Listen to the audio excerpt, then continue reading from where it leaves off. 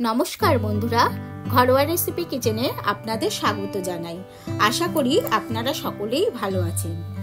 আজ আপনাদের সামনে নতুন ছোট আলুর দম নিয়ে হাজির হয়েছি।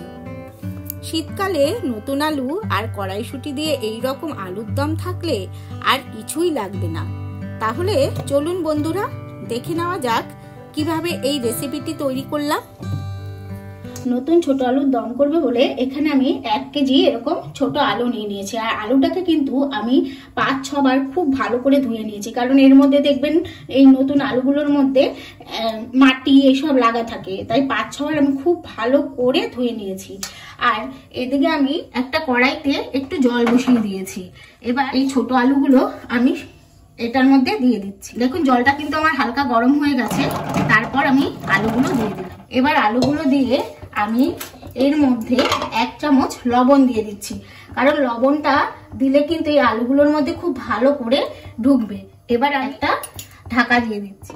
ঢাকা দিয়ে আলুটা একটু সেদ্ধ হতে দিচ্ছি। আর দেখুন আমি এখানে কতগুলো কাঁচা লঙ্কা নিয়ে নিয়েছি, আর একটু 1 ইঞ্চি মতো আদা এরকম স্লাইস করে নিয়েছি, আর এখানে একটা রসুন আমি ছাড়িয়ে নিয়েছি।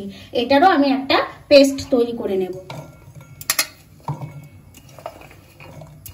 আর সাথে আমি একদম অল্প পরিমাণ একটু জল দিয়ে দিলাম। দেখুন বন্ধুরা, আমার কিন্তু আলুগুলো সেদ্ধ হয়ে গেছে। আমি মধ্যে একটু নাড়া দিয়ে দিয়েছিলাম। এবার আমি দেখিয়ে দিচ্ছি সেদ্ধ হয়েছে কিনা। এই দেখুন একটা কাঁটা চামচ নিয়ে নিয়েছি। এই দেখুন এটা একদম ঢুকে যাচ্ছে, আবার এমনিও বেরিয়ে যাচ্ছে। তাহলে কিন্তু এই যে আলুগুলো কিন্তু আমার একদম সেদ্ধ হয়ে গেছে। এবার আমি গ্যাসটা বন্ধ করে দিচ্ছি।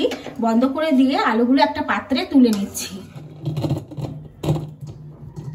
এবার আমি এই সেদ্ধ আলুগুলোর মধ্যে একটু যেটা নর্মাল জল আমাদের, সেই জলটা দিয়ে দিচ্ছি, ঠান্ডা জল যেটা। তাহলে দেখবেন আলুগুলো যেই আমি একটু ধরে ডলা দেব, সাথে সাথে কিন্তু খোসাগুলো উঠে যাবে। এইভাবে আমি একটু রেখে যেই ডলা দেবো, খোসাগুলো কিন্তু সমস্তটা উঠে যাবে। এই দেখুন, আপনার ছাড়াতে একটুকু কষ্ট হবে না। আর এই নতুন আলুতে একটু একটু খোসা থাকলেও কোনো অসুবিধা নেই, বরং ভালোই লাগে। দেখুন খোসাগুলো কি সুন্দরভাবে উঠে যাচ্ছে। সবসময় একটু আলু সেদ্ধ করে একটু যদি আপনারা এরকম ঠান্ডা জল দিয়ে দেন, দেখবেন এই দেখুন আলুগুলো এইভাবে সুন্দরভাবে উঠে যাবে। দেখুন আলুগুলো কিন্তু আমি সব ছাড়িয়ে নিয়েছি। আর এখানে আমি 3টে মিডিয়াম সাইজের পেঁয়াজ কুচি করে কেটে নিয়েছি, আর এখানে 3টে মিডিয়াম সাইজের টমেটোর পেস্ট করে নিয়েছি। আর এটা হচ্ছে আদা রসুন লঙ্কার পেস্টটা। আর এখানে আমি 1 বাটি কড়াইশুঁটি ছাড়িয়ে নিয়েছি, আর একটু ধনেপাতা কুচি নিয়ে নিয়েছি। আর এখানে গ্যাসে আমি কড়াই বসিয়ে দিয়েছি, আর কড়াইটা আমার গরম হয়ে গেছে। এবার আমি একটু সর্ষের তেল দিয়ে দিচ্ছি, আর এটা আমি সর্ষের তেলেই রান্না করব। দেখুন তেলটা কিন্তু আমার গরম হয়ে গেছে। এবার আমি এখানে 2টো শুকনো লঙ্কা, এই যে 4-5টা ছোট এলাচ আমি ফাটিয়ে নিয়েছি, আর 2 টুকরো দারচিনি আর কয়েকটা লবঙ্গ ফোড়নে দিয়ে দিলাম। এবার ফোড়নে দেওয়ার পরে ফোড়নটা থেকে সুন্দর গন্ধ বেরোলে পরে তারপর আমি পেঁয়াজ কুচিগুলো দিয়ে দেবো। এবার পেঁয়াজ কুচিটা দিয়ে দিচ্ছি। দেখুন পেঁয়াজটা দিয়ে আমি একটু সবে নাড়িয়েছি, আর পেঁয়াজটা যাতে তাড়াতাড়ি হয়ে যায় তার জন্য এখন একটু লবণ দিয়ে দিলাম। লবণটা দিয়ে একটু ভাজা ভাজা করে নেবো পেঁয়াজগুলোকে। দেখুন পেঁয়াজগুলোতে আমার হালকা ব্রাউন কালার চলে এসেছে। পেঁয়াজটা কিন্তু আমার ভাজা ভাজা হয়ে গেছে। এবার আমি এখানে যে আদা রসুন আর লঙ্কার পেস্টটা করেছিলাম, সেই পেস্টটা দিয়ে দিচ্ছি। এবার এটা দিয়েও আমি একটু সময় এইভাবে নাড়িয়ে নেব। দেখুন একটু সময় আদা রসুন আর লঙ্কার পেস্টটা দিয়ে আমি এই যে নাড়িয়ে নিয়েছি। এবার আমি এই টমেটোর পেস্টটা দিয়ে দিচ্ছি। এবার এটা দিয়েও আমি একটু ভালো করে কষিয়ে নেব। এবার দেখুন আমি এর মধ্যে 1 চামচ হলুদ গুঁড়ো দিয়ে দিলাম, আর সুন্দর রঙের জন্য 1 চামচ কাশ্মীরি লঙ্কার গুঁড়ো দিয়ে দিলাম। এবার এই দুটোকেও আমি খুব ভালো করে এর সাথে মিশিয়ে নেব। এবার আমি 1 চামচ ধনের গুঁড়ো দিয়ে দিচ্ছি, আর 1 চামচ জিরের গুঁড়ো দিয়ে দিচ্ছি। এবার এই সব কিছুকে খুব ভালো করে আমি কষিয়ে নেব। মশলাগুলো দিয়ে একটু কষিয়ে নেওয়ার পর আমি এখানে যে মটরশুঁটিগুলো ছাড়িয়ে রেখেছিলাম, এই মটরশুঁটিগুলো দিয়ে দিচ্ছি। মটরশুঁটিগুলো এর সাথে দিয়েও ভালো করে আমি কষিয়ে নেব। আর স্বাদের জন্য আমি এখানে একদম অল্প পরিমাণ একটু মিষ্টি দিয়ে দেব। দেখুন আমার মশলা দিয়ে তেলটা কিন্তু ছেড়ে দিয়েছে, আমার কিন্তু কষানোটা খুব ভালো করে হয়ে গেছে। এবার আমি এই সেদ্ধ করা আলুগুলো দিয়ে দিচ্ছি। আবার এটাকে এই মশলার সাথে খুব ভালো করে আলুগুলো একটু কষিয়ে নেব। দেখুন আমি আলুটা দিয়েও কিন্তু দেখুন খুব ভালো করে কষিয়ে নিয়েছি।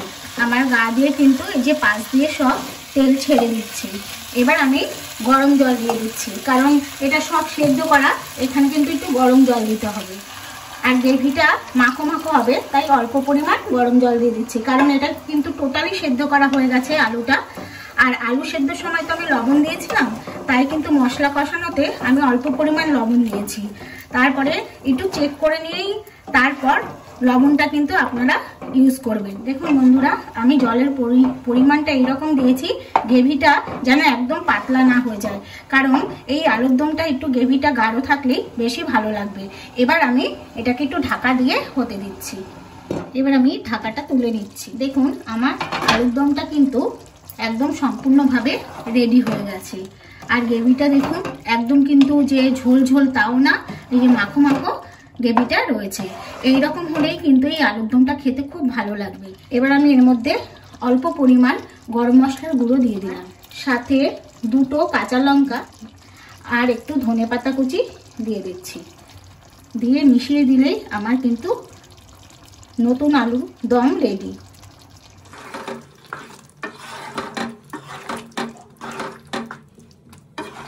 দেখুন বন্ধুরা, এবার আমি গ্যাসটা বন্ধ করে দিচ্ছি। বন্ধ করে দিয়ে আমি এটা একটা পাত্রে নামিয়ে নিচ্ছি। তাহলে বন্ধুরা একবার এইভাবে নতুন আলুর দম তৈরি করে দেখবেন। ভালো লাগলে ভিডিও শেষে একটা কমেন্ট করে অবশ্যই জানাবেন, আর ভিডিওতে একটা লাইক দেবেন, সবার সাথে শেয়ার করবেন। আর নতুন বন্ধুরা আমার চ্যানেলটি সাবস্ক্রাইব করে পাশে থাকা বেল আইকনটি প্রেস করে দেবেন পরবর্তী ভিডিওর নোটিফিকেশন পাওয়ার জন্য।